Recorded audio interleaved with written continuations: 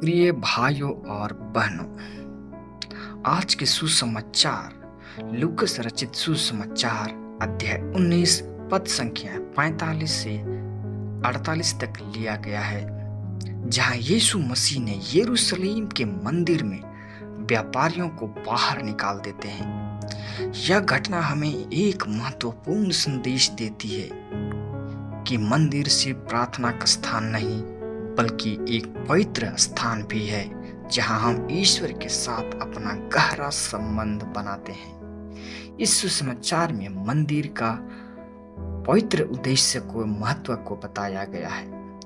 यीशु ने मंदिर के भीतर व्यापारियों और मुद्रा परिवर्तित करने वालों को देखा और उन्हें बाहर कर देते हैं। यह इसलिए क्योंकि वे व्यापार को प्रार्थना के स्थान में घुसेड़ रहे थे।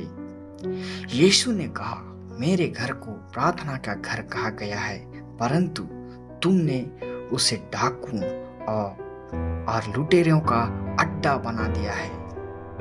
मंदिर का उद्देश्य पवित्रता, प्रार्थना और ईश्वर से संपर्क का स्थान होना चाहिए। हम अपने जीवन में भी उस पवित्रता और उद्देश्य को बनाए रखें जो ईश्वर ने हमें दिया है।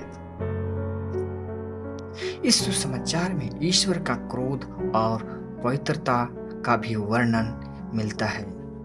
यीशु का यह कार्य हमें यह सिखाता है कि ईश्वर की पवित्रता को कोई भी नहीं बदल सकता। जब हम अपने जीवन में भटकते हैं और पवित्रता से दूर होते हैं तो हमें याद रखना चाहिए कि भगवान का क्रोध हमें सही रास्ते पर लाने के लिए होता है। हम जितना ईश्वर के करीब जाएंगे उतना ही हम अपने जीवन में पवित्रता और शांति का अनुभव करेंगे।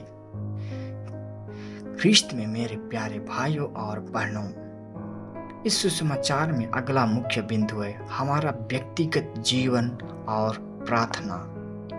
इस घटना से हमें यह भी सीखने को मिलता है कि हमारा व्यक्तिगत जीवन जैसे हम प्रार्थना करते हैं उसी तरह हमारी आंतरिक स्थिति भी महत्वपूर्ण है। क्या हम सचमुच ईश्वर के घर को पवित्र मानते हैं?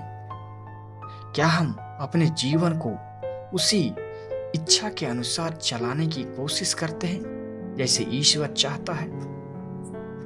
आज हमें इस विषय पर सोचने की जरूरत है। मेरे प्रिय भाइयों और बहनों, यीशु के उदाहरण से सीखने की आवश्यकता है। हमें अपनी प्रार्थना और जीवन में पवित्रता लाने के लिए सच्चे मन से प्रयास करना चाहिए।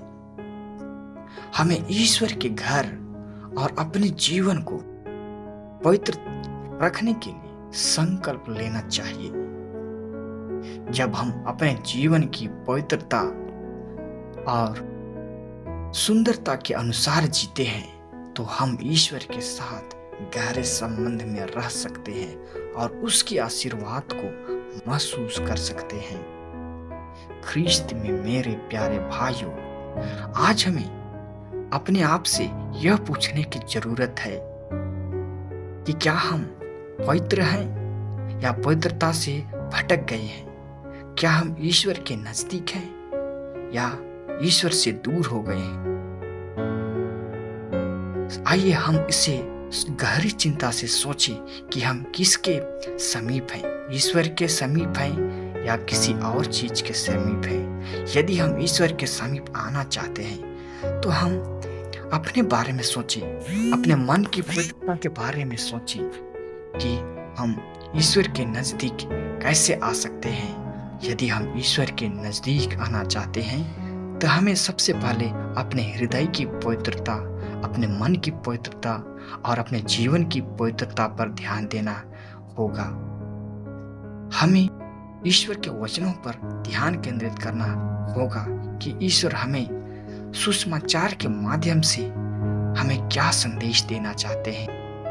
जैसे कि आज यीशु मसीह हमें सुसमाचार के माध्यम से बताते हैं कि मेरा घर प्रार्थना का घर है और तुम इसे डाकुओं का और लुटेरों का अड्डा बना दिए हो। यीशु मसीह इस सुसमाचार के माध्यम से यह संदेश देना चाहते हैं कि प्रार्थना का घर पवित्र होता है और वह पवित्रता में ईश्वर निवास करते हैं। जहाँ पवित्रता होती है वहाँ ईश्वर हमेशा उपस्थित रहता है।